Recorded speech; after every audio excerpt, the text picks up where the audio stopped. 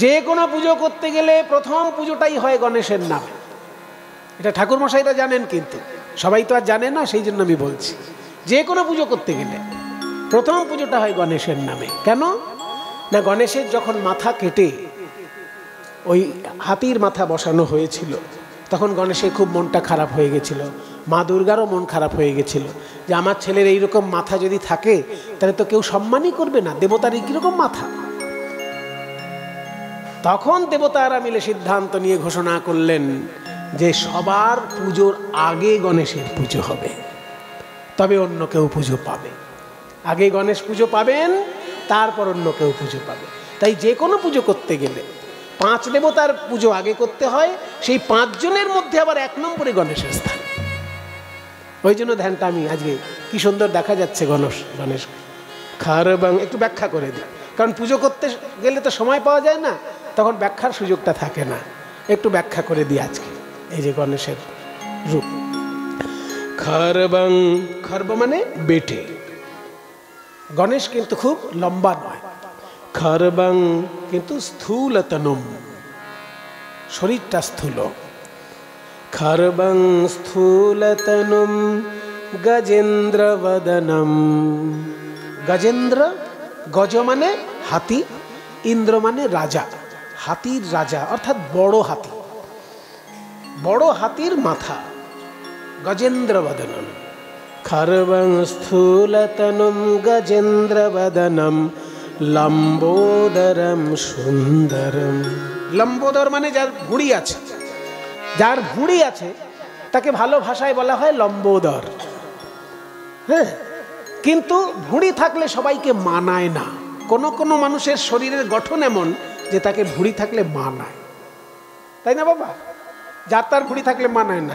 মনে করুন এদিকে মাংস নেই, এদিকে মাংস নেই, এদিকে পেশি নেই, এদিকে পেল্লাই এক ভুঁড়ি নিয়ে বসে আছে, তাকে তো দেখে লোকে হাসতে হাসতে মরে যায়। কিন্তু যার চারিদিকে সুগঠিত শরীর, একটু ভুঁড়ি থাকলে যেন তাকে মানায়।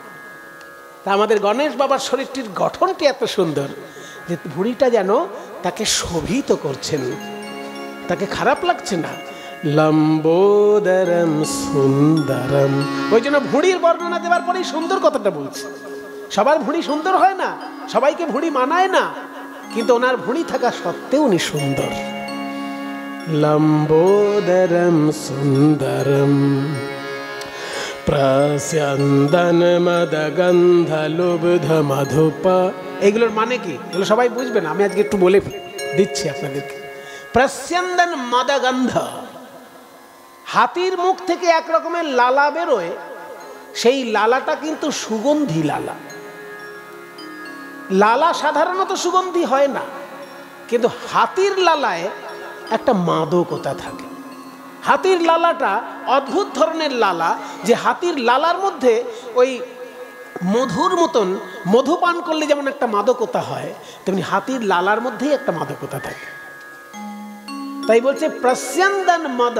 প্রস্যন্দন মানে চুইয়ে চুইয়ে পড়ছে, প্রস্যন্দন মানে চুইয়ে চুইয়ে পড়ছে। মদ, ওই যে হাতির যেমন লালা ঝরে পড়ে, ওরা তো হাতিরই মাথা রয়েছে, ওই জন্য লালা ঝরে পড়ছে, হাতির লালা। কিন্তু সে লালা দুর্গন্ধও নয় এবং খারাপও নয়, মধুর মতো গন্ধ। তাই মৌমাছিগুলো ফুলে না গিয়ে ওনার চারিপাশে ঘুরছে। কি সুন্দর বর্ণনা, যে ফুলে মৌমাছি ঘরে ফুলের মধুর গন্ধে আকৃষ্ট হয়ে, আর সেই রকমই মাদকতা ওনার লালাতে আছে বলে মৌমাছিগুলো ফুল ছেড়ে দিয়ে গণেশের চারিপাশে ঘুরছে। প্রস্যন্দন মদগন্ধ লুব্ধ মধুপ। মধুপ মানে, মধুপ শব্দের অর্থ যে মধু পান করে, অর্থাৎ মৌমাছি বা ভ্রমর, এরা সবাই মধু পান করে। তাই মধুপ বা ভ্রমর যেন চারিপাশে ওনার ঘুরছে, কারণ ওনার লালার মধ্যে মধুর গন্ধ। প্রস্যন্দন মদগন্ধ লুব্ধ মধুপ ব্যালোল গণ্ডস্থলম। গালগুলো ঝুলছে, যেহেতু হাতিরই মাথা সেই জন্য ঝুলছে। ব্যালোল গণ্ডস্থলম। তারপর দন্তাঘাত বিদারিতারি রুধিরৈঃ। দন্তাঘাত বিদারিত অরিরুধিরৈঃ। দন্ত মানে দাঁত। গণেশের কিন্তু দুটো দাঁত সাধারণত মূর্তিতে করা থাকে বেশিরভাগ জায়গায়, কিন্তু পুরাণের বর্ণনায় গণেশের দাঁত একটি, এবং সেই দাঁতে তিনি এমনভাবে দৈত্য দানবকে এবং দুষ্ট লোককে হত্যা করেছেন, এমনভাবে তিনি দৈত্য দানবের সঙ্গে লড়াই করেছেন যে সেই রক্ত যেন তার দাঁতে লেগে আছে।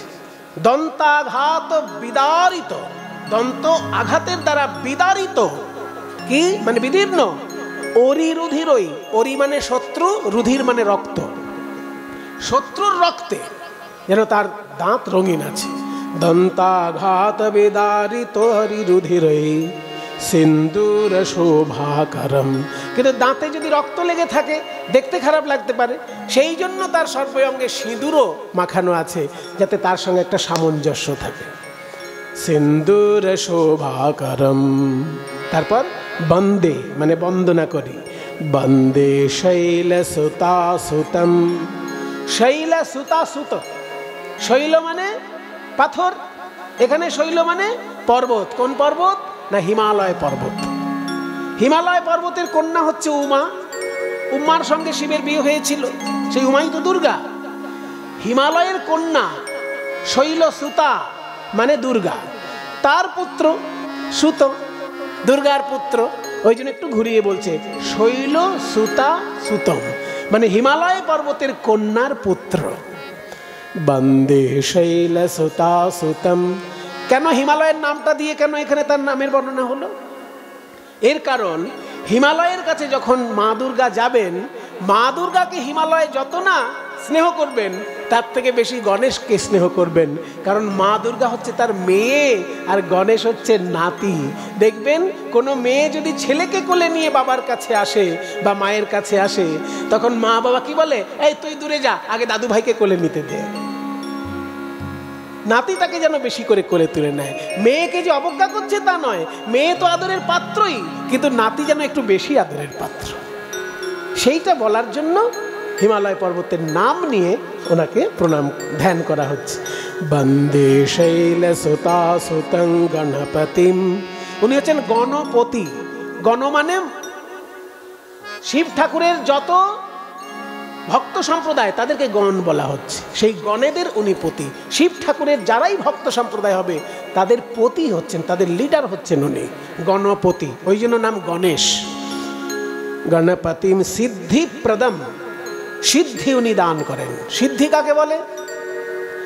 সাধনা করলে যে অলৌকিক শক্তি পাওয়া যায় সেই শক্তিগুলোকে সিদ্ধি বলে। যোগ সাধনা যারা করেন, এই যোগ সাধনা করতে করতে 8 রকমের অলৌকিক শক্তি পাওয়া যেতে পারে। 8 রকমের। সেগুলো কি কি? অনিমা, মহিমা, লঘিমা, গরিমা, প্রাপ্তি, প্রাকাম্য, ঈশিতা, কামাবসায়িতা। এই 8 রকমের অলৌকিক ক্ষমতা পায় যারা বড় বড় যোগী বাবা, যোগ সাধনায় যারা সিদ্ধি লাভ করে। এই 8 রকমের সিদ্ধি দান করতে পারেন উনি। ওই জন্য ধ্যানে বলা হলো সিদ্ধি প্রদম এবং কামাদম। কোনো কামনা বাসনা নিয়েও কেউ যদি তার কাছে যায়, সেই কামনা বাসনা তার পূর্ণ হবে। যুগে যুগে অবতার রূপে ভগবান নেমে আসেন, এই যুগে আপনিও ভগবান। কিন্তু তা বলে ভাববেন না আপনার সব কথার কৈফিয়ত দিতে আমি বাধ্য, কারণ আমি দেবর্ষি নারদ যুগে যুগে অনেক অবতার দেখেছি, আরো কত দেখব।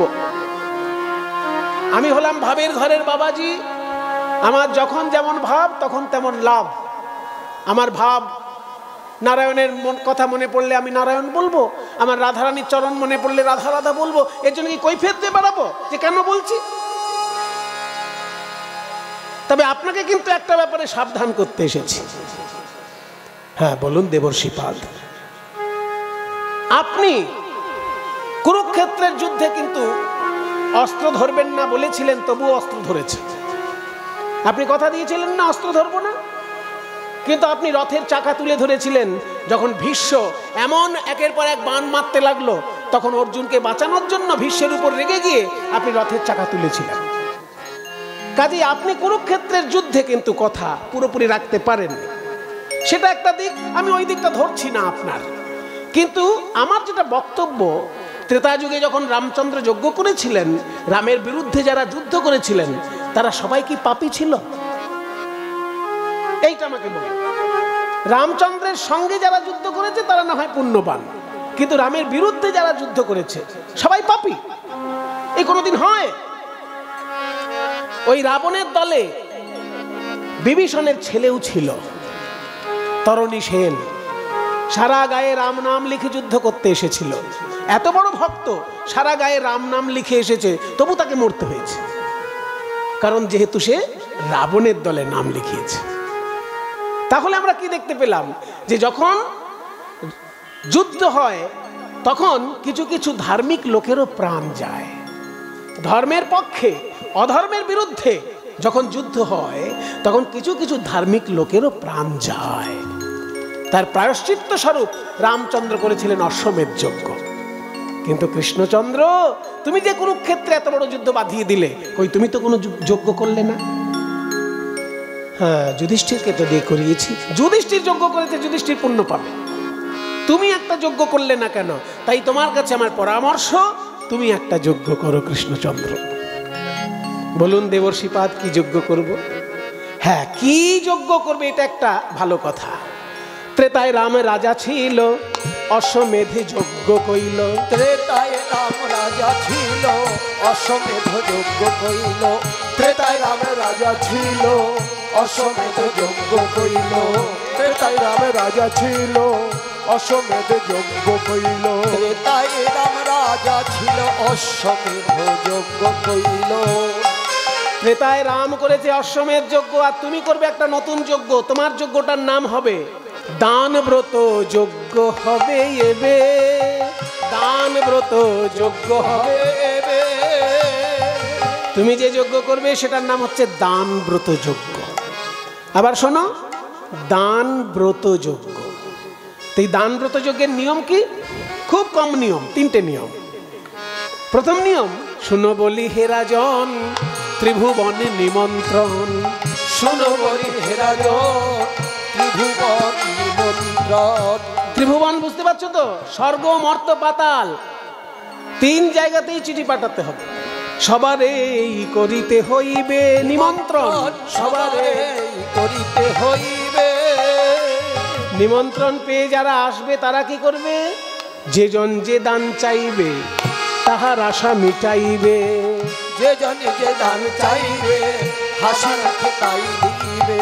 দান সবাইকে করিবে হাসি মুখে। দান সবাইকে করিবে হাসি মুখে। দান সবাইকে করবে হাসি মুখে।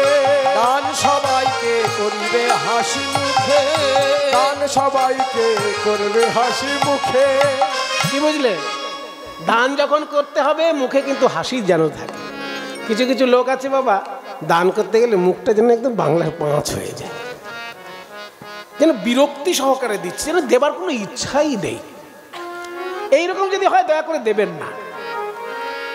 আপনার দান করার যদি সদিচ্ছা না থাকে, আপনাকে দেওয়ার দরকার নেই, তাতে আপনার কোনো পুণ্য হবে না। কিন্তু দান যখন করবেন আপনার সাধ্যমতোই করুন না, কিন্তু মুখে যেন হাসি থাকে। আপনি ব্যাংকে টাকা রাখার সময় মুখটা যেমন রাখেন, তেমনি দান করার সময় মুখটা সেই রকম রাখতে হবে। কারণ ব্যাংকে যে টাকা রাখলেন ওটা যেমন সুদ সমেত ফেরত পাবেন, সেটা চোখে দেখতে পাবেন, কিন্তু আপনি যখন দান করলেন কাউকে, সেটা যখন সুদ সমেত পাবেন না, চোখে দেখতে পাবেন না। এমন ভাবে আপনার জীবনে ঘুরে আসবে সেটা আপনি বুঝতেই পারবেন না। কারণ ভালোবেসে সৎ উদ্দেশ্যে কেউ যদি কিছু দান করে, সে দান ভগবানের চরণে তুলে রাখা থাকে। তাই শোনো কৃষ্ণ, দান যখন করবে মুখে হাসি মুখে দান করবে। দান সবাইকে করিবে হাসি মুখে। দান সবাইকে করিবে হাসি মুখে। বেশ ভালো কথা। সবাইকে দান করার পর তারপর 2 নম্বর হলো। 3য় নম্বরটা, 3য় নিয়ম কি বলছে? 3য় নিয়মটা খুব মন দিয়ে শোনো, মন দিয়ে। ভিক্ষার ঝুলি স্কন্ধে লইয়া। সর্বশেষে দান দিয়া ভিক্ষার ঝুলি স্কন্ধে লইয়া। ভিক্ষা করি যাবে মন সুখে। ভিক্ষা করি যাবে মন সুখে। সবার শেষে যে নিয়মটা, সেটা হলো সকলকে দান হওয়ার পর, দান করে দেওয়ার পর তাদের কাছে আবার আঁচল পেতে ভিক্ষা করবে। বলছে আঁচল পেতে ভিক্ষা করবে? মা, আমি বারণ করেছি? আসরে এসে কেউ এখন কিছু দেবেন না। জয়গুরু। কেন আমি চাইবো? কেন লোককে দান করার পর আমি আবার চাইবো? আমি একজন রাজা, আমার একটা সম্মান আছে না? মনে করুন কোনো এমএলএ, কোনো এমপি পাড়ার কোনো গরিব মানুষকে হয়তো 2 লক্ষ টাকা দিল। হ্যাঁ, একজন মেয়ের বিয়ে দিতে পারছে না, সেই এমপিকে গিয়ে ধরেছে। এমপি বললো, না তোমার মেয়ের বিয়ের জন্য আমি 2 লাখ টাকা দিয়ে দিলাম। আবার ওই এমপি কি 2 দিন পরে এসে বলবে, ওই যে টাকা দিয়েছিলাম 1 লাখ টাকা ফেরত দে? এরকম করলে আর জীবনে সেই লোক সম্মান পাবে লোকের কাছে? দান করার পর কেউ যদি ফেরত চায়, তাকে নিয়ে তো লোকে হাসি ঠাট্টা করবে। আমি কৃষ্ণচন্দ্র মহারাজ, আমি দান করার পর আবার ফেরত চাইবো? বলে না, ওই রকম ফেরত কেন চাইবেন? মনে করুন আপনি দান করেছেন কাউকে 1 কোটি টাকা, দান করার পর তাকে হাত পেতে 1টি টাকা চাইবেন। 1 কোটি টাকা দান করার পর 1 টাকা যদি কেউ ভিক্ষা চায়, কেউ কি হাসবে? বলে না, কেউ হাসবে না, কিন্তু আমি চাইবো কেন? বলে চাইলে আপনার লাভ। কি লাভ জানেন? দানের অহংকার দূরে যাবে। যখন দান করে ভিক্ষা করবে, দানের অহংকার দূরে যাবে। দান করে ভিক্ষা করবে, দানের অহংকার দূরে যাবে। দান করার পর যদি কেউ ভিক্ষা করে, তাহলে দানের অহংকার দূর হয়ে যায়।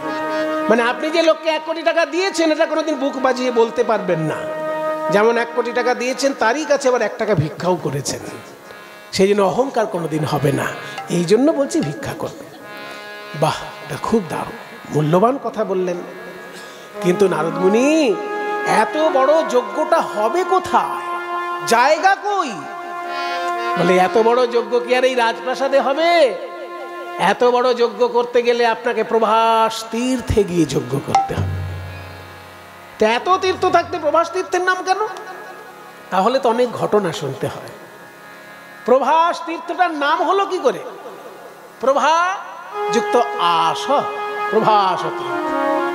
প্রভা যুক্ত আস মানে প্রভা, চন্দ্রদেবতার প্রভা এইখানে এসে ফিরত পেয়েছে, ওই জন্য এই তীর্থটার নাম প্রভাযুক্ত আস, প্রভাস তীর্থ। কেন এই তীর্থটার নাম প্রভাস তীর্থ হলো? তাহলে শোনো, চন্দ্রদেবতা তার হারানো জ্যোতি ফিরত পেল কি করে? এখানে স্বর্গে বৃহস্পতি আছেন, দেবতাদের গুরু, আর স্বর্গে যে চন্দ্র দেবতা আছেন, ওই চন্দ্র দেবতার চারিপাশে নক্ষত্র আছে 27টি। এটা জ্যোতিষীগণ বলেন, ওদের দৃষ্টিভঙ্গি অনুসারে চন্দ্র দেবতা যদি পতি হন, তাহলে তার পত্নীগণ হচ্ছে 27টি নক্ষত্র। তাহলে চাঁদ যদি, চাঁদের স্ত্রী হচ্ছে 27 জন, কারণ এক একজন নক্ষত্র এক একটা স্ত্রী চাঁদের। কিন্তু এই 27 জন স্ত্রী থাকা সত্ত্বেও চন্দ্র বৃহস্পতির স্ত্রী তারার প্রতি আকৃষ্ট হলো। তাই বৃহস্পতি অভিশাপ দিল, রে দুষ্ট দুরাচার, দেবতা হয়েও তোর এত অধঃপতন, গুরু পত্নীর প্রতি তোর কুদৃষ্টি। তাই যা, যে রূপ যৌবনের জন্য তোর এত বড় অহংকার, এই রূপ যৌবন তোর শেষ হয়ে যাবে। 16 দিনের মধ্যে ক্ষয় হতে হতে তুই নিশ্চিহ্ন হয়ে যা। দেবতাদের গুরুদেব হলেন বৃহস্পতি। ওই জন্য যখনই অভিশাপ দিয়ে দিলেন, চন্দ্রের ক্ষয় শুরু হয়ে গেল। 1 দিন, 2 দিন, 5 দিন, 10 দিন, 15 দিন। 15 দিন যেই ক্ষয় হয়ে গেছে, আর একটা দিন চন্দ্র ক্ষয় হলেই চন্দ্র হয়ে যাবে নিশ্চিহ্ন, আর চাঁদের 27 জন স্ত্রী হয়ে যাবে বিধবা। তাই চাঁদের 27 জন স্ত্রী চিন্তা করলো, আর একটা মাত্র দিন চাঁদ ক্ষয় হয়ে গেলেই আমরা বিধবা হয়ে যাব, আমাদেরকে বিধবা হবার হাত থেকে কে বাঁচাবে? অগতির গতি দেবাদিদেব মহাদেব সবাই ছুটে চলল কৈলাসে। কৈলাসে যেখানে শিব ঠাকুর ধ্যান করছেন, সেইখানে চলল চাঁদের 27 জন স্ত্রী। সবাই একটু হাত জোড় করুন, আমরা একটু বাবা ভোলানাথকে ডেকে নি। ওম নমঃ শিবায়, ওম নমঃ শিবায়, ওম নমঃ শিবায়, ওম নমঃ শিবায়, ওম নমঃ শিবায়, ওম নমঃ শিবায়। गणेशमशेष गुणम गुणहीन महेश घनभरणम रणनिर्जित दुर्जय दैत्यपुरम प्रणमामि शिवं शिवकालपतरुं गणेशमशेष गुण गुणहीन महेश रणनिर्जित दुर्जय दैत्यपुरम प्रणमामि शिवं शिवकालपतरुं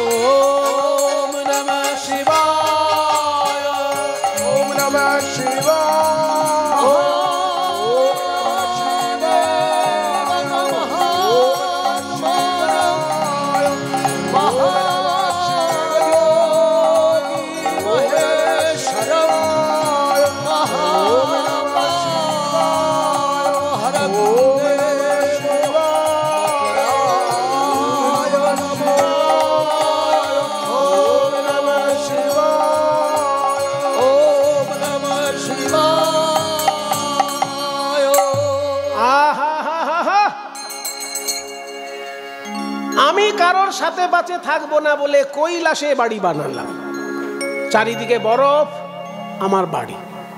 আর এই দেখো একদল মেয়ে এখানে এসেও কান্নাকাটি করছে। আমার ধ্যান হবে এরকম মেয়েদের কান্না শুনলে? এই মেয়েরা তোমরা কারা এত কান্নাকাটি করছো কেন? ওং নমঃ শিবায় নমঃ শিবায় বলে। আমরা আপনার খুব আপনজন, একটু দেখুন না আমাদের দিকে। আপনজন আপনারাই বুঝে নিন। দক্ষ রাজার একটি মেয়েকে বিয়ে করেছিলেন শিব ঠাকুর, তার নাম সতী। আর দক্ষ রাজারই 27টি মেয়েকে বিয়ে করেছিল চন্দ্র। তাহলে চাঁদ আর শিব ঠাকুরের সম্পর্ক হচ্ছে বাইরা ভাইয়ের সম্পর্ক। আর চাঁদের স্ত্রীগণ তাহলে শিবের কে হচ্ছে? মিষ্টি সম্পর্ক। আমরা আপনার শালিকা। ও ওই জন্য যেন চেনা চেনা লাগছিল। হ্যাঁ, তা তোমরা চন্দ্রের স্ত্রী না? বলে এতক্ষণে জামাইবাবুর হ্যাঁ চিনতে পেরেছে। হ্যাঁ আমরা চন্দ্রের স্ত্রী। তা আমার কাছে কেন? আপনার কাছে তো বিপদে না পড়লে কেউ আসে না, কাজে আমরাও বিপদে পড়েছি তাই আপনার কাছে এসেছি। তো বলো কি বিপদ তোমাদের? আমাদের বিপদ খুব গুরুতর বিপদ। দোষ করেছে আমাদের স্বামী আর বিধবা হতে চলেছি আমরা। তার মানে একটু খুলে বলো বাবা। আরে বাবা, দেবতাদের গুরু হচ্ছে বৃহস্পতি।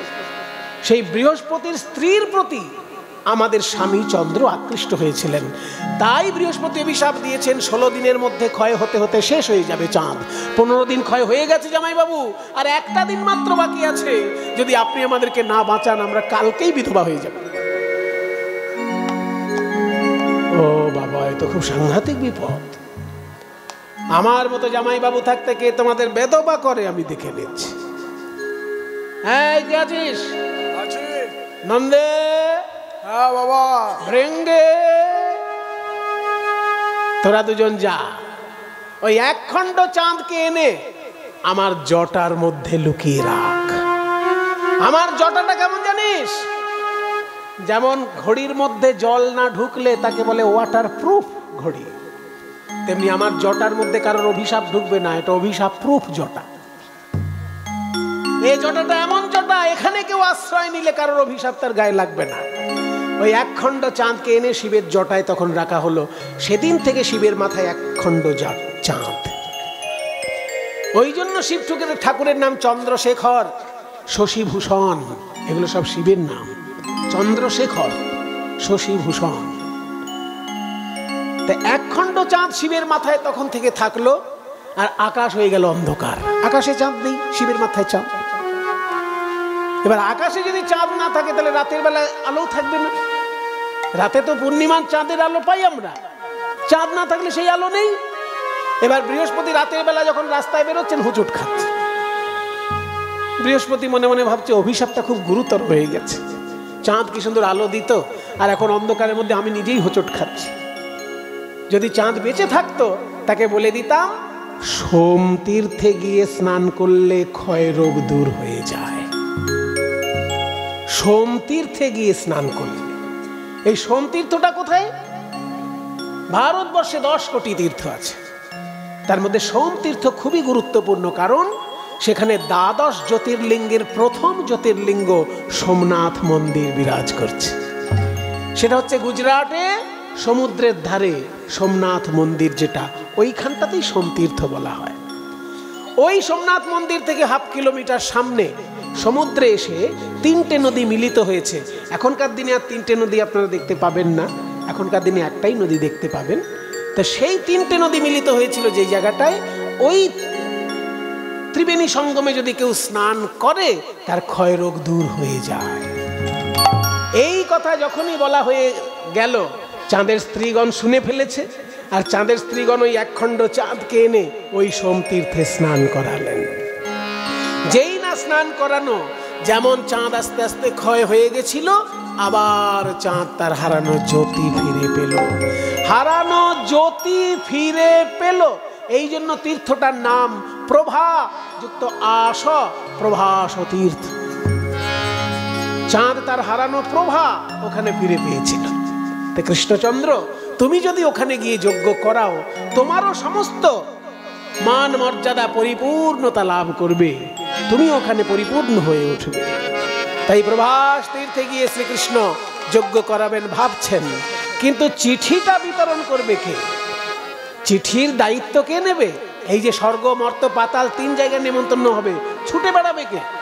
নারদের কথা শুনি কহে দেব চিন্তামণি, নারদের কথা শুনি কহে দেব চিন্তামণি। নিমন্ত্রণের ভার কে বলবে, নিমন্ত্রণের ভার কে বলবে। তা শুনি মোহন কয় কিবা চিন্তা দয়াময়, তা শুনি মোহন কয় কিবা চিন্তা দয়াময়। দেবর শিরে ভার দেহ এবে, ওই দেবর শিরে ভার দেহ এবে। এত বড় যজ্ঞ হবে, সেখানে আমি যদি একটু সেবা করার সুযোগ পাই, এ তোমার পরম সৌভাগ্য। কৃষ্ণ, তুমি চিঠি লিখে দাও, আমি বিতরণ করব, আমি নারদ মুনি বিতরণ করব। তাই শ্রীকৃষ্ণ চিঠি লিখতে বসলেন। প্রথমে শঙ্করে পরে শঙ্করী রে, প্রথমে শঙ্করে পরে শঙ্করী রে। গণপতি কার্তিক রে,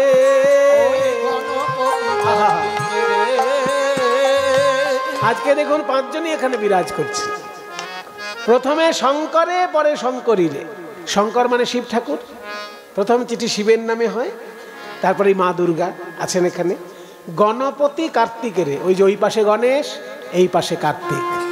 ওঙ্কার স্থূলতনুং গজেন্দ্র বদনম লম্বোদরম সুন্দরম প্রস্যান্দ্যনমদগন্ধলুব্ধমধুপ ব্যালোলগণ্ডস্থলম দন্তাঘাত বিদারিতারিরুধিরৈ সিন্দূর শোভাকরম वन्दे शैलसुतासुतं गणपतिं सिद्धिप्रदं कामदं। যে শ্লোকটা পাঠ করলাম, এটা যারা পূজারী ব্রাহ্মণ তারা জানেন, গণেশের ধ্যান। সিদ্ধিপ্রদং কামদম। তাহলে চিঠি লিখতে হলো কাকে কাকে? প্রথমে শিব, তারপর দুর্গা, তারপরে গণেশ, তারপর কার্তিক, তারপর লক্ষ্মী সরস্বতী। গণপতি কার্তিকের রে, প্রথমে শঙ্করে পরে শঙ্করী রে। গণপতি কার্তিকের রে, সে যে পদ্মজনী, সে যে পদ্মজনী লক্ষ্মী বিনা পানি, সে যে পদ্মজনী লক্ষ্মী বিনা পানি। পত্র লেখে নিজ করে, পত্র লেখে নিজ করে। মা লক্ষ্মী, মা সরস্বতী সবাইকে পত্র লিখেছে, সবার নামে নামে চিঠি হয়ে গেছে। এবার দাদা বলরাম দেখে দিচ্ছেন চিঠিগুলো। বাহ, সবার নামে নামে তো চিঠি দেখছি, কিন্তু যাদের কোলে আমরা বড় হলাম, সেই মা যশোদা, নন্দ মহারাজ, তাদের নামে চিঠি কই? যেই না বলেছে তাদের নামে চিঠি কই, অমনি বলরাম কেঁদে, অমনি প্রাণ গোবিন্দ কেঁদে বলে, দাদা গো, সবার কাছে চিঠি লেখার মতো পড়াশোনা করেছি বটে, কিন্তু মা যশোদার কাছে কিছু লেখার মতো কোনো ভাষা খুঁজে পেলাম না দাদা, ভাষা খুঁজে পেলাম না দাদা। আমি কি বলে বা ক্ষমা চাইব, কত না ব্যথা দিলাম মায়ের প্রাণে। আমি কি বলে বা ক্ষমা চাইব, কত না ব্যথা দিলাম মায়ের প্রাণে। বলে বা ক্ষমা চাইব, তার ভাষা খুঁজে পেলাম না দাদা। ঠিক আছে ভাই, আমি বলছি তুই লেখ। মা গো যশোদে, কত না ব্যথা দিলাম তোমার কোমল প্রাণে। কুপুত্র যদি বা হয়, কুমাতা কদাপি নয়। তুমি আমায় অধম সন্তান জ্ঞানে সব অপরাধ ক্ষমা করে দিও মা। তোমার এই ছোট্ট ছেলে গোপাল বিরাট বড় যজ্ঞ করতে চলেছে মা। তুমি এসে আশীর্বাদ না করলে সেই যজ্ঞ সম্পূর্ণই হবে না। তাকে আশীর্বাদের চিঠি লিখতে হয়, যদি চিঠি লিখতেই হয়। নন্দ মহারাজকে লিখলো, নন্দ মহারাজ আমি তো যজ্ঞের কিছু জানতাম না, আপনিই যজ্ঞ করাতেন বৃন্দাবনে, তাই আপনি দাঁড়িয়ে থেকে আমার যজ্ঞ পরিচালনা করে দিন, যাতে আপনার ছেলের অসম্মান না হয়। শ্রীরাম সুদামকে লিখলো, ওরে শ্রীরাম, ওরে সুদাম, যজ্ঞ চলাকালীন ভাত রুটি খাওয়া চলবে না, ফল খেয়ে থাকতে হবে। তোরা ছাড়া আমার প্রিয় ফল কে জানে? তোরা বৃন্দাবনের বনে বনে ঘুরে ঘুরে আমার প্রিয় ফলগুলো নিয়ে আসবি, সেইগুলোই খেয়ে থাকবি। এবার সকলের আড়ালে রাধারানীর উদ্দেশ্যে লিখছেন, ওগো রাধে প্রেমময়ী, তুমি শুধু আমার প্রেমময়ী নও, আমার শক্তি সঞ্চারিণী। তুমি এসে দেখা দাও প্রভাসী যজ্ঞে, নয়নে নয়নে করো আমায় শক্তি সমর্পণ, যেন আমি দান ব্রত যজ্ঞ পরিপূর্ণ করতে পারি। চিঠি লেখা হয়েছে। এইবার নারদ মুনি আনন্দিত মনে চললেন। নিমন্ত্রণ পত্র লইয়া নারদ চলিল, নিমন্ত্রণ পত্র লইয়া নারদ চলিল, পত্র লইয়া নারদ চলিল, নিমন্ত্রণ পত্র লইয়া নারদ চলিল, পত্র লইয়া নারদ চলিল। কৈলাস ধামে আসি উপনীত হলো, কৈলাস ধামে আসি উপনীত হলো, কৈলাস ধামে আসি উপনীত হলো, কৈলাস ধামে আসি উপনীত হলো। নিমন্ত্রণ পত্র লইয়া নারদ চলিল, নিমন্ত্রণ পত্র লইয়া নারদ চলিল, কৈলাস ধামে আসি উপনীত হলো। ওই তো শিব ঠাকুর বসে আছেন, ওই যে মামা। কি হলো মামা? কি হলো ভাগ্নে? তুমি কৈলাসে বসে শুধু ধ্যানই করো। আরে ধ্যান করাই তো আমার কাজ। পৃথিবীতে কি হলো কোনো খবরই রাখো না। কোনো রাখার দরকার নেই, সব অফিসার ফিট করা আছে। কি অফিসার? হ্যাঁ। তার মানে আমি তোমার খবর এনে এনে দেবো? তাই তো। আমি ইনফরমেশন মিনিস্টার। হ্যাঁ। তা শোনো মামা। হ্যাঁ বলো। শ্রীকৃষ্ণচন্দ্র বিরাট বড় যজ্ঞ করতে চলেছেন। তাই নাকি? আর সেই যজ্ঞে প্রথম চিঠি তোমার নামে। আরে আমার নামে? তোমার একা নয়, তাহলে সাঙ্গ পাঙ্গ সঙ্গে করে তুমি যাবে। তাহলে সবাইকে নেবো, ভূত প্রেত, ও তো আমার সঙ্গী। ভূত? হ্যাঁ। প্রেত? হ্যাঁ। নন্দী ভৃঙ্গি। ভৃঙ্গি? হ্যাঁ। তারপর ডাকিনী যোগিনী। যোগিনী? হ্যাঁ। এই সব যাবে।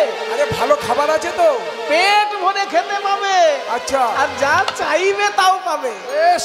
পত্র হেরি ভোলানাথের আনন্দিত মন, পত্র হেরি ভোলানাথের আনন্দিত মন, পত্র হেরি ভোলানাথের আনন্দিত মন, পত্র হেরি ভোলানাথের আনন্দিত মন, পত্র হেরি ভোলানাথের আনন্দিত মন। বলি ভোলা করয়ে নর্তন, বলি ভোলা করয়ে নর্তন। আনন্দ ধরে না, আনন্দ ধরে না, পত্র হেরি ভোলানাথের আনন্দ ধরে না, পত্র হেরি ভোলানাথের আনন্দ ধরে না। সমস্ত দেশ নিমন্ত্রণ করে, শিব ঠাকুরকে নিমন্ত্রণ করে, স্বর্গমর্ত পাতাল নিমন্ত্রণ সেরে বৃন্দাবনে এসেছে নারদ। দেখে শ্রীদাম সখা পটেতে আঁকা শ্যামের মূরতি করে শাখা পটেতে আঁকা শ্যামের মূরতি করে পাকা পাকা ফল লইয়া ভলে ভাই কানাই খারে খারে পাকা পাকা ফল লইয়া বলে ভাই কানাই খারে খারে ওরে আমার জীবন কানাই আর এঠো ফল তোকে খাওয়াবো না রে এঠো ফল খাওয়াবো না রে আমার প্রাণের কানাই আই রে ফিরে এঠো ফল খাওয়াবো না রে আমার প্রাণের কানাই আই রে ফিরে এঠো ফল খাওয়াবো না রে। নারদ মুনি আমাদের ভাই কানাই কি আমাদের কথা জিজ্ঞাসা করে? ওরে শ্রীরাম বলছিস কি সব সময় তোদের বিনোদ খেলা তার মনে পড়ে জানিস? প্রভাস তীর্থে সে যজ্ঞ করছে আর এই দেখ চিঠিতে লিখেছে তোরা পাকা পাকা ফল নিয়ে যাবি, সেই ফলই খাবে আর যজ্ঞ করবে। তাহলে তার আমাদের বসে থাকলে চলবে না, চল আমরা ফল জোগাড় করি। আরো 2 পায়ে গিয়ে নারদ দেখল নন্দ পিতা জেলেছে চিতা প্রাণতে জীবার তরে পিতা জেলেছে চিতা প্রাণতে জীবার তরে মাতা নন্দ রানী করে নবনী ওরে গোপাল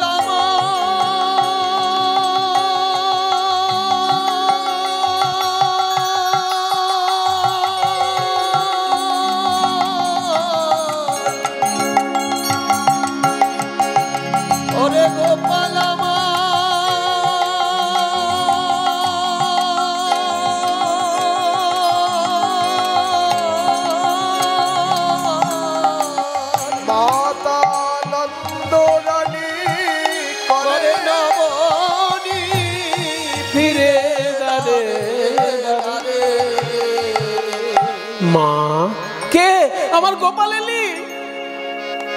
মা আমি তো নারদ মুনি, তুমি দেখতে পাও না? নারদ যেদিন থেকে আমার গোপাল গেছে আমার চোখের জ্যোতিও গেছে নারদ। তাই নাকি? তোমার গোপাল যে একটা চিঠি লিখেছে মা, তুমি তাকে গিয়ে আশীর্বাদ করবে, তবে তো তার যজ্ঞ হবে। নন্দ মহারাজ গিয়ে সেই যজ্ঞ পরিচালনা করবেন। চলো তোমরা প্রস্তুত হও। ও মা আমার গোপালকে আশীর্বাদ করতে হবে, খালি মুখে তো আশীর্বাদ করতে পারি না। ছানা মাখন খাওয়াবো গোপালকে। ছানা মাখন বানাতে লাগলেন মা যশোদা। আর 2 পায়ে গিয়ে দেখছেন রাধারানীর কুঞ্জ, কুঞ্জ মাঝে রায়ধনী কৃষ্ণ বিরহে প্রাণ যায়। পদ্ম ফুলের পাপড়ির বিছানা করেছে, তাতেও রাধারানীর সুখ নাই। ওই এত তাপ অঙ্গে যে সেই পাপড়িগুলো শুকিয়ে যাচ্ছে। রাধারানী বলছে সখীরে আমি বোধহয় আর বেশি দিন বাঁচব না। যদি আমার শরীর ছেড়ে প্রাণ যায় তবে বিধাতার চরণে আমি বলে গেলাম, হে বিধাতা শুনেছি মৃত্যুর পরে 5টি তত্ত্ব 5টি তত্ত্বে বিলীন হয়ে যায়। আমাদের শরীর গঠিত হয় 5টি তত্ত্ব দিয়ে। ভারতীয় সাংখ্য দর্শন বলছে ক্ষিতি অপ তেজ মরুত বোম। ক্ষিতি মানে মাটি, খুঁজে দেখবেন মাটির অংশ শরীরে পাবেন। অপ মানে জল, শরীরে জল তো আছে। তেজ মানে তাপ বা জ্যোতি। মরুত মানে বাতাস। আর আকাশ, বোম মানে আকাশ, শরীরের ফাঁকা জায়গাগুলো আকাশের অংশ। তাই পঞ্চতত্ত্ব দিয়ে শরীর গঠিত। এই পঞ্চতত্ত্ব মৃত্যুর পর আবার পঞ্চতত্ত্বে মিশে যায়। তাই রাধারানী বলছে সখীরে আমার শরীরের মাটি অংশ যদি মাটিতে মেশে, বিধাতাকে প্রার্থনা করি যে মাটির উপর গোবিন্দ চরণ ফেলে হাঁটবে আমার শরীরের মাটি যেন সেইখানে যায়। যাহা প্রভু অরুণ চরণে চলি যাত, যাহা প্রভু অরুণ চরণে চলি যাত, তাহা তাহা ধরণী হইয়ে মঝুগাত, তাহা তাহা ধরণী হইয়ে মঝুগাত। আমার শরীরের মাটি অংশ কোথায় যাবে জানিস? মাটি যেন সেই পথে যায়, মাটি যেন সেই পথে যায়, যে পথে গোবিন্দ নেচে যাবে। আমার মাটি যেন সেই পথে যায়, যে পথে গোবিন্দ নেচে যাবে। আমি তার চরণ ধুলা হয়ে রব। হরি চরণ ধুলা হয়ে রব, পথে গোবিন্দ নেচে যাবে, ধুলা হয়ে রব। মাটি যেন সেই পথে যায়, তাহা তাহা ধরণী হোক মধুগাত। ক্ষিতির পর মানে জল অংশ কোথায় যাবে না? যে সরোবরে গোবিন্দ স্নান করেন, আমার শরীরের জল যেন সেই সরোবরে গিয়ে তাকে স্নান করায়। जो सरोवरे मधु नीति नीति ना हो, हाम भरी सलिल हইয়ে তো ছুমা हो। ক্ষিতি অব তেজ, তেজ মানে জ্যোতি বা তাপ। আমার শরীরে যে জ্যোতি, এই জ্যোতিটা তো জ্যোতিতে মিশে যাবে। কোথায় যাবে? যে আয়নায় গোবিন্দ মুখ দেখবে, আমার শরীরের জ্যোতি যেন সেই আয়নায় যায়, তাহলে কি লাভ হবে? যখনই কৃষ্ণ মুখ দেখবে অমনি তখন আমার অঙ্গের ছটা লাগবে, আমার অঙ্গের ছটা লাগবে। তার বদন ঝলমল ঝলমল করবে, দর্পণ টলমল টলমল করবে, বদন ঝলমল ঝলমল করবে, দর্পণ টলমল টলমল করবে, ওই বদন ঝলমল ঝলমল করবে। আমার অঙ্গের ছটা লাগবে, মধু অঙ্গ জ্যোতি জাগত ঝুমা হো। ক্ষিতি অপ তেজ, তারপর মরুত। শরীরের ভেতর বাতাস বইছে তো, তাই বাতাসও শরীরের অংশ। আমার মৃত্যুর পর বাতাসটা কোথায় যাবে না? যে পাখা দিয়ে গোবিন্দ হাওয়া খায়, আমার শরীরের বাতাস অংশ যেন সেইখানে যায়। জয়ী বিজনে বধু বিজয়ী গাত, মঝি অঙ্গ মরুত হোক মৃদুবাত। ক্ষিতি অপ তেজ মরুত, তারপর বোম মানে আকাশ। শরীরের ফাঁকা জায়গাগুলো আকাশের অংশ। আকাশের অংশ কিভাবে সেবা করবে না? যে আকাশের নিচে গোবিন্দ বিচরণ করবে, আমার শরীরের আকাশ অংশ যেন সেখানে যায়। তাহলে সেবা করবে কি করে?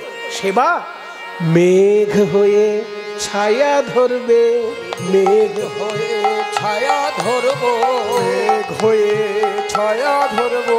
তার তাপিত অঙ্গ শীতল হবে, আমার অঙ্গের ছায়া লেগে। হরি শীতল হবে, আমার অঙ্গের ছায়া লেগে।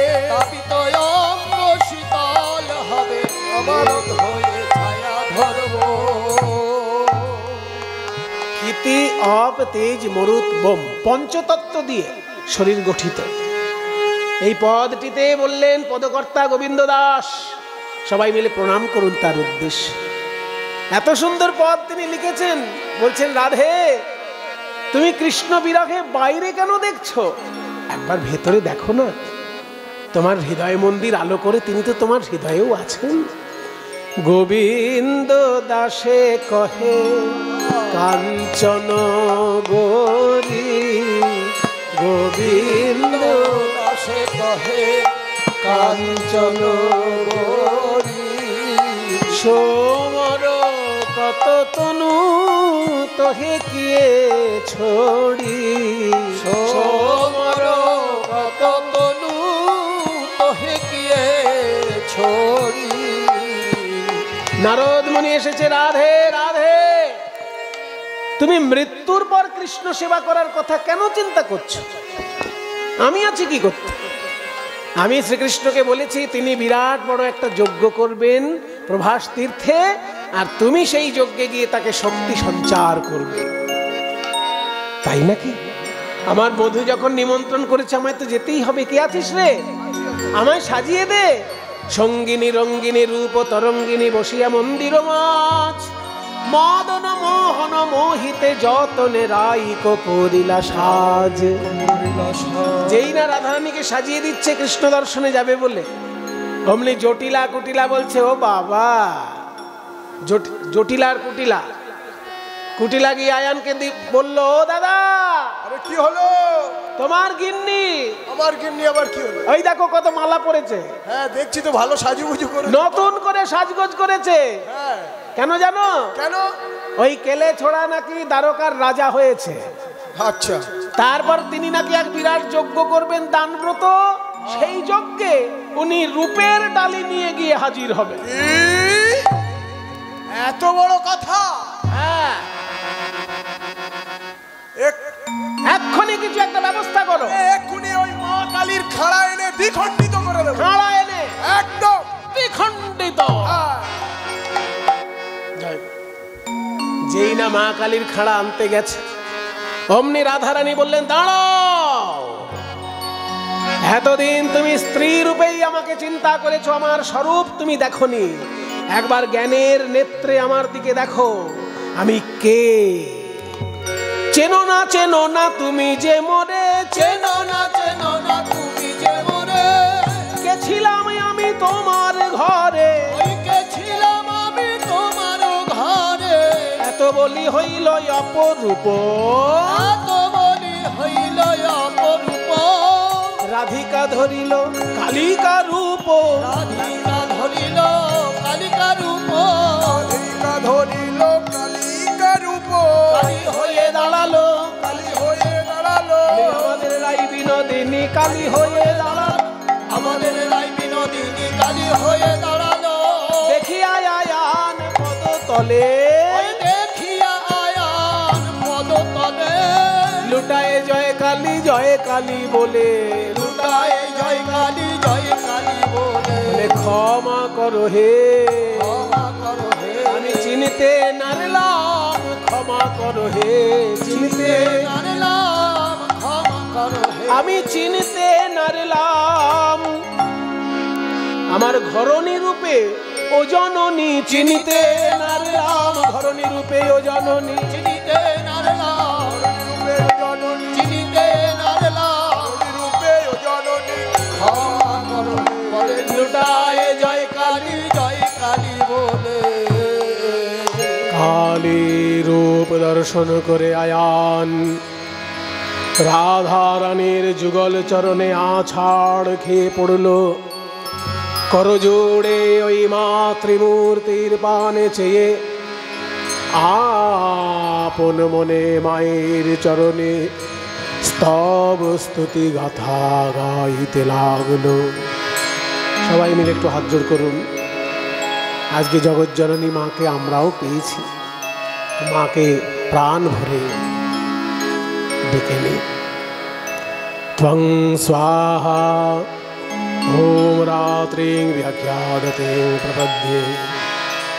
ত্বং স্বাহা ত্বং স্বধা ত্বং হেব ষটকারস্বরাত্মিকা।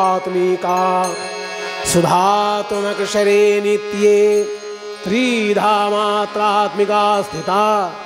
अर्धमात्रा स्थिता नित्या ज्ञानोच्चार्या विशेषतः।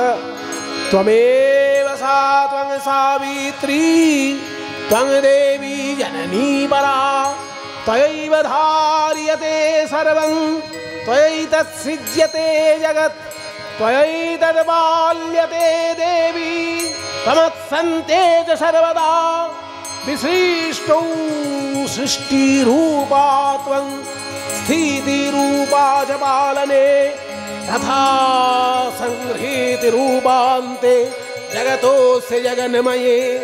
महाविद्या महामाया महामेधा महास्मृतिः महामोहा च भवति।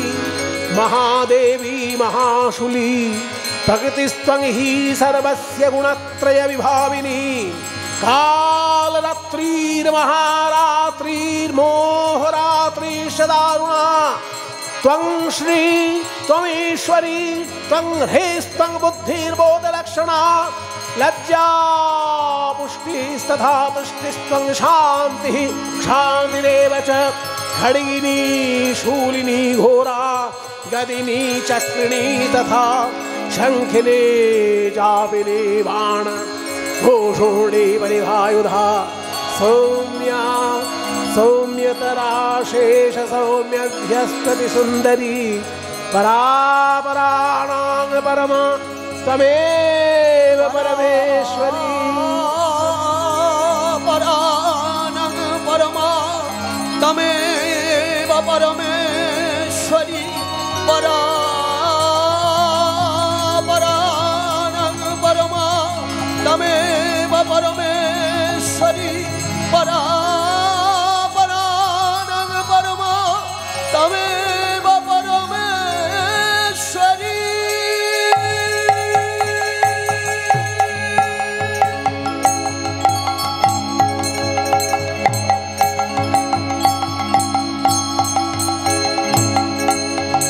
बोलो दुर्गा माई की, बोलो काली माई की, बोलो काली माई की।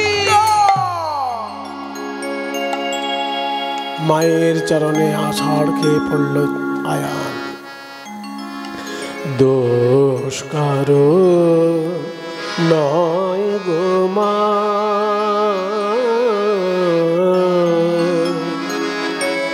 আমি সখাত সলিলে। কি ভাষা মায়েরা, কি অপূর্ব এসব গান। সখাত মানে কি, নিজেই খুঁড়েছি মাটি, আমি মাটি খুঁড়েছি, আর সেই মাটি খোঁড়ার গর্তে যদি জল জমে যায়, সেই জলে যদি ডুবে মরি, এতে তোমার দোষ কোথায়?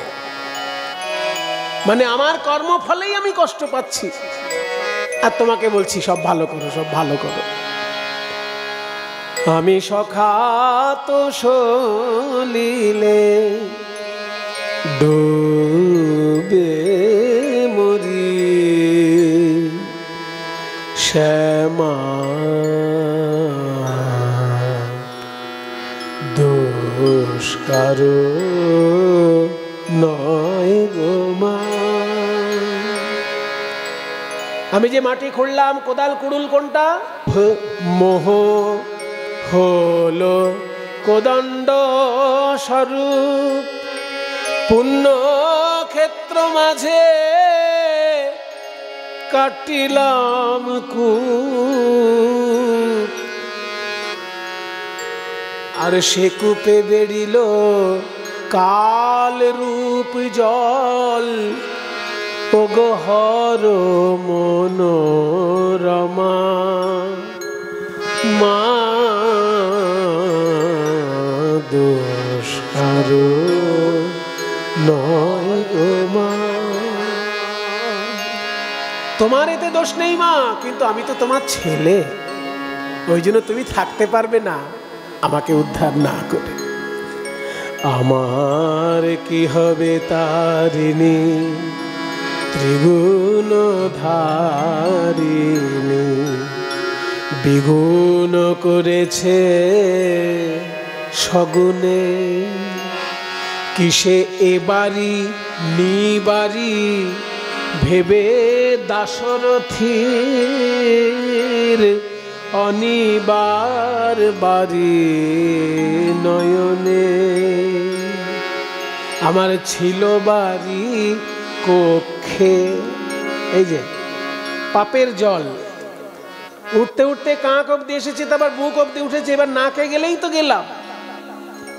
ছিল বাড়ি কক্ষে, ক্রমে এলো বক্ষে, জীবনে জীবন মা কেমনে হয় রক্ষে। এখন আছি তোর অপেক্ষে, দে মা মুক্তি ভিক্ষে, কটা খেতে করে পার মা। দোষ কারো নয় গো মা। যাও রাধে, তুমি প্রভাস যজ্ঞে কৃষ্ণ দর্শনে যাও। তুমি হলে মহাশক্তি, তোমাকে বাধা দেয় সাধ্যকার। তবে কৃষ্ণ চরণে গিয়ে আমার হয়ে দু কথা তুমিই বলে এসো। নিমন্ত্রণ পত্র পাইয়া ব্রজবাসীগণ, নিমন্ত্রণ পত্র পাইয়া ব্রজবাসীগণ আজ প্রভাস যজ্ঞের পথে করয়ে গমন। প্রভাস যজ্ঞের পথে করয়ে গমন। শকট ভরিয়া নিল দধি দুগ্ধ ছানা, শকট ভরিয়া নিল দধি দুগ্ধ ছানা। বলি ফলমূল কত নিল না হয় গণনা, ফলমূল কত নিল না হয় গণনা। প্রভাস যজ্ঞে চারদিকে চারটে দরজা হয়েছে। একদিকের দরজায় শান্ত দাস্য রসের ভক্ত আসছে, আর একদিকের দরজায় সূক্ষ্ম রসের শ্রীরাম সুদাম আসছে। জয় কানহাইয়া লাল কি জয়। শুধু জয় বললে হবে না, আমি বলবো জয় কানহাইয়া লাল কি, আর আপনারা বলবেন হাতি ঘোড়া পাল কি। তবে তো মজা হবে। সবাই বলবেন জয় কানহাইয়া লাল কি, হাতি ঘোড়া পাল কি। बोलो जय कन्हैया लाल की, हाथी घोड़ा पाल की। बोलो जय कन्हैया लाल की, हाथी घोड़ा पाल की। बोलो नंदो लाल की, हाथी घोड़ा बोलो जय कन्हैया लाल की, हाथी घोड़ा पाल की। बोलो जय नंद धरा नंद भयो, जय कन्हैया लाल की, हाथी घोड़ा पाल की। গোবিন্দ শ্রীরাম সুদামের কাছে ছুটে গেলেন, কই রে আমার পাকা ফল এনেছিস? ওদিকে শুনতে পেলেন মায়ের কান্না। কারণ মা যশোদাকে দারোয়ানরা চিনতে পারেনি, তাই বাধা দিয়েছে। গোপাল বলিয়া কাঁদয়ে মা, কহয়ে রামের বদন চা। গোপাল রে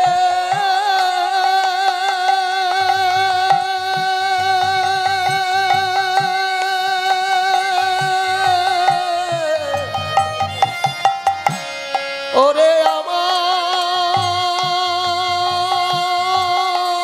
নীলমণি গোপাল, গোপাল বলিয়া কাঁদয়ে কহে রামের आए बूढ़ी अंदर कहाँ जाओगी? আমার ছেলে আমায় ডেকেছে। कौन तुम्हारा बेटा है?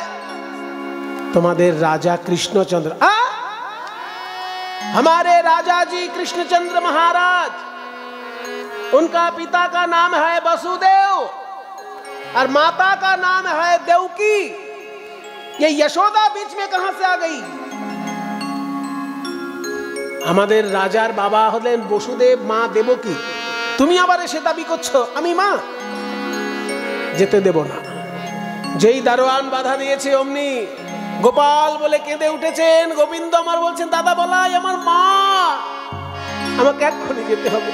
মা মা বলিয়া ভাইয়া চলে আসিয়া বৈঠল যশোদা কোলে।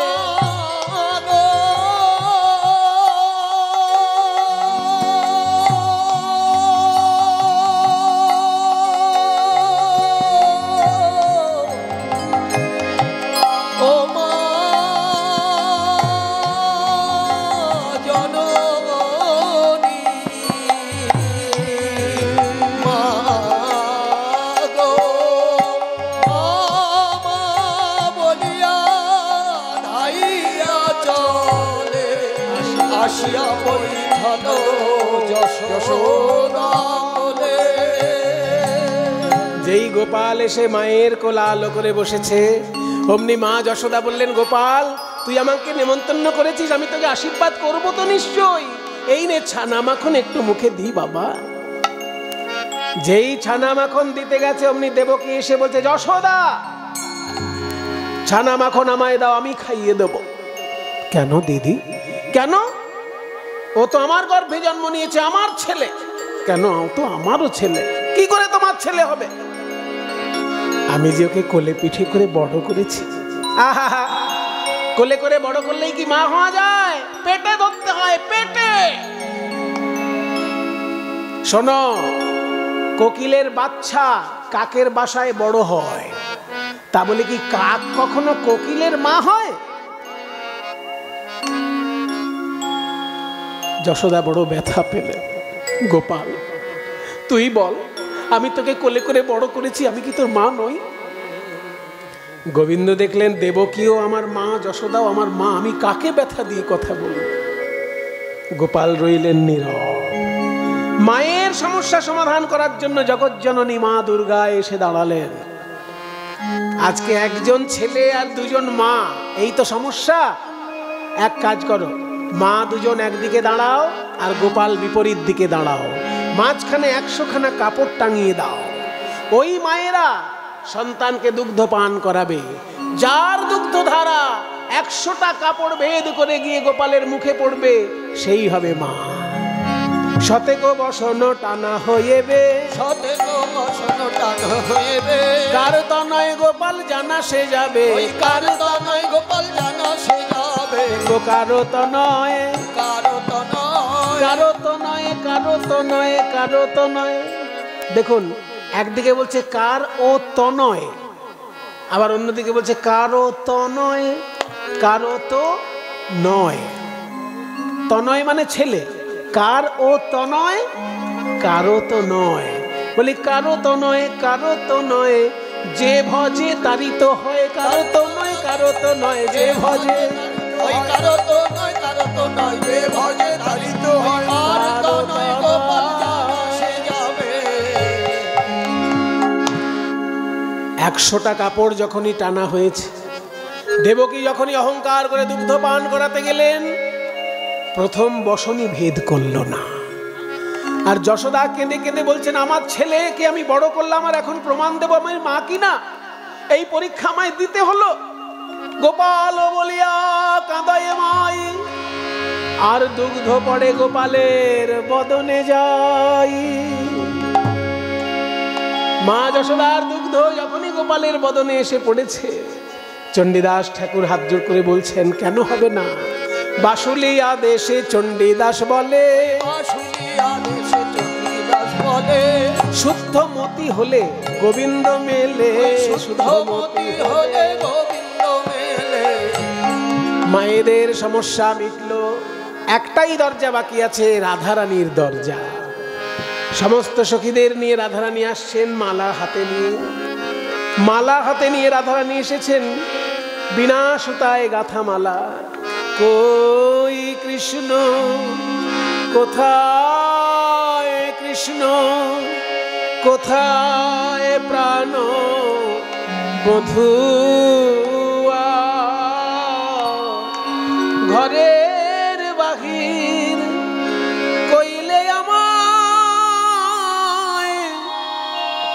বাঁশি শুনাইয়া। ওগো ঘরের বাহির, বাহির কইলে আমায় বাঁশি শুনাইয়া।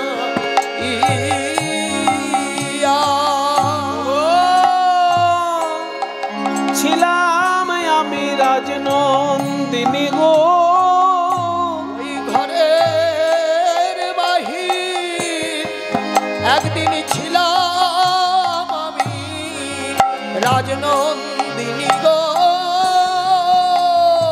আজ হলাম পথের ভিখারিণী। একদিন ছিলাম আমি রাজনন্দিনী। দারোয়ান বলছে, মেয়ে তোমরা কোথা থেকে এসেছো?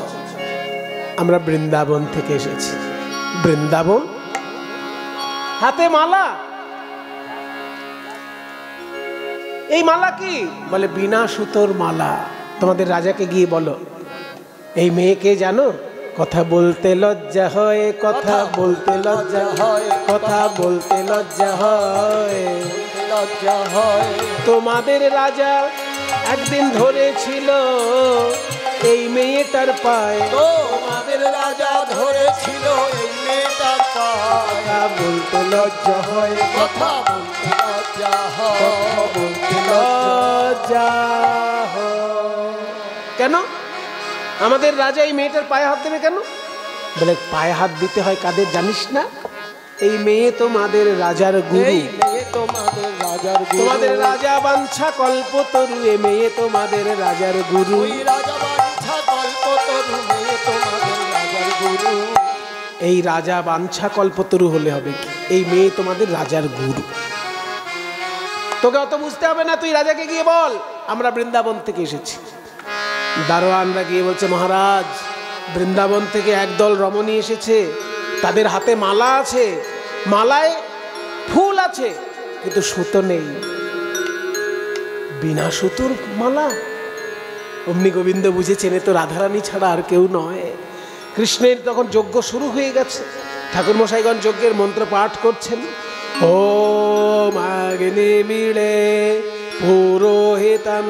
মায়েরা আমি হাতটা যখন সামনের দিকে করব অগ্নয়ে স্বাহা বলে, তখন আপনারা উলুদ ধরে দেবেন। এখন না, হাতটা যখন সামনে করব ওম অগ্নি মিলে পুরোহিতম যজ্ঞস্য দেবম ঋত্বিজম হোতারম রত্নধাতমম ওম অগ্নয়ে স্বাহা ইদম অগ্নয়ে ओम ईशत्वर्जत्वावायवस्थ देववः सविता प्रापयतु श्रेष्ठतमाय कर्मणे ओम वायवे स्वाहा इदं वायवे ओम अग्न आयाहि वेतये गृणानो हव्यदातये निहोता सत्सि बर्हिषि ओम अग्नये स्वाहा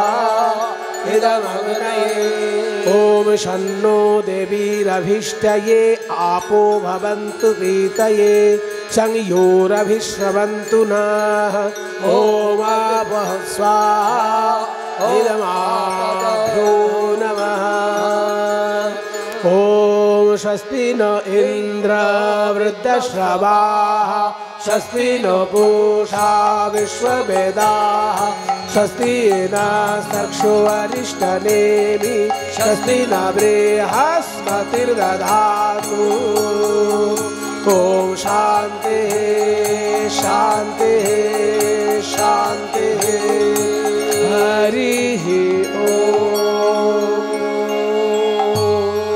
পুরো দমে যজ্ঞ চলছে আর শ্রীকৃষ্ণ বলরামের উপর দায়িত্ব দিয়ে চললেন পূর্ব দরজায়, যেখানে রাধারানী অপেক্ষা করছেন গোবিন্দের চাঁদ বদন দেখবেন বলে। সেইখানে রাজদণ্ড নিয়ে যখনই দাঁড়িয়েছেন কৃষ্ণ, অমনি রাধারানী মুখ ঘুরিয়ে নিলেন মুখ।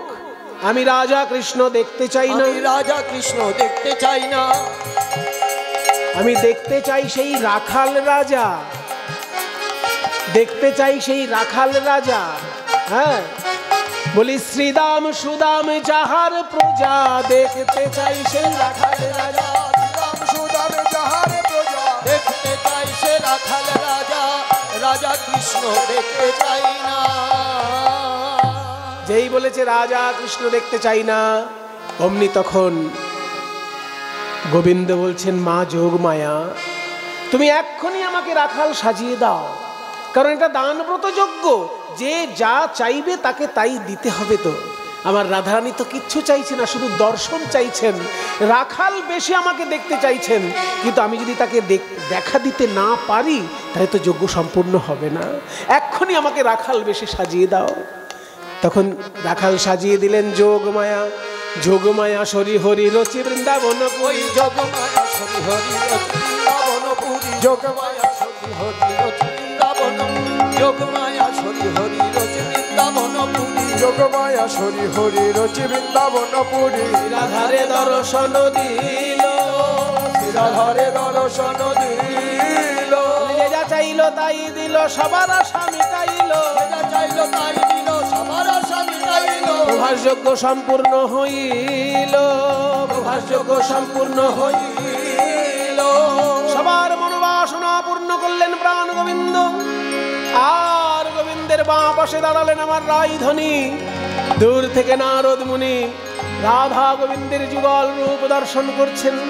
তাই নটবর হেরি তাহা মনেতে আছিল যাহা, নটবর হেরি তাহা মনেতে আছিল যাহা, কৃষ্ণপদে করে নিবেদন, কৃষ্ণপদে করে নিবেদন।